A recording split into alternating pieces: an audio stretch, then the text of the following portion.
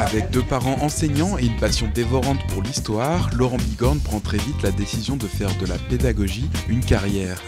Depuis son plus jeune âge, il mène un combat acharné contre l'ennui, qui se traduit à l'université par son engagement au sein d'un syndicat étudiant. Celui qui aime convaincre déborde d'idées, ce qui le conduira à passer près de 15 ans de sa vie à Sciences Po. En 2009, il rejoint l'Institut Montaigne, établissement dont il prend la direction un an plus tard.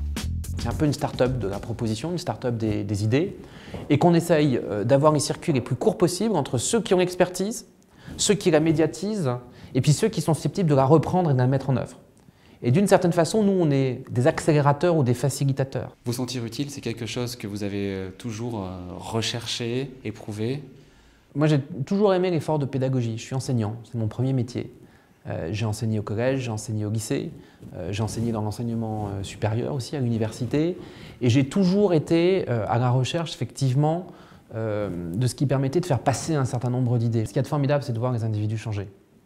Ce qu'il y a de formidable, c'est de prendre une classe d'élèves et puis petit à petit voir un certain nombre de regards s'allumer, voir parfois des contestations naître. Savoir comment on va les traiter, c'est de l'humain. C'est d'abord et avant tout de l'humain. Et je veux dire qu'à la direction d'un think tank aujourd'hui, j'ai un peu le même type d'expérience, avec des oppositions parfois beaucoup plus frontales. Et je pense que c'est de ça dont on a le plus besoin aujourd'hui dans la vie politique, c'est d'une vraie capacité pédagogique, parce qu'il faut gagner la confiance des individus. Quelles sont les rencontres clés qui ont modifié, orienté et finalement construit votre parcours? Écoutez, moi je dirais qu'il y a 3 rencontres. Je crois que, comme tout le monde, j'ai rencontré mon père et lui, il m'a appris le sens du devoir, je crois, et de la responsabilité.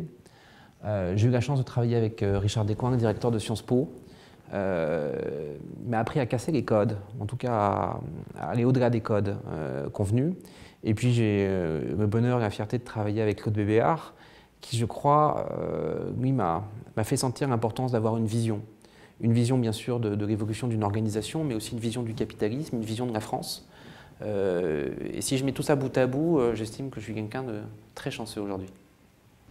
Vous êtes père de 2 enfants. Quelles sont les valeurs que vous aimeriez transmettre? J'espère partager avec eux de la curiosité, j'espère partager avec eux aussi une sorte de sens critique, et puis d'ironie aussi sur le monde, parce qu'il y a beaucoup de gens qui se prennent au sérieux.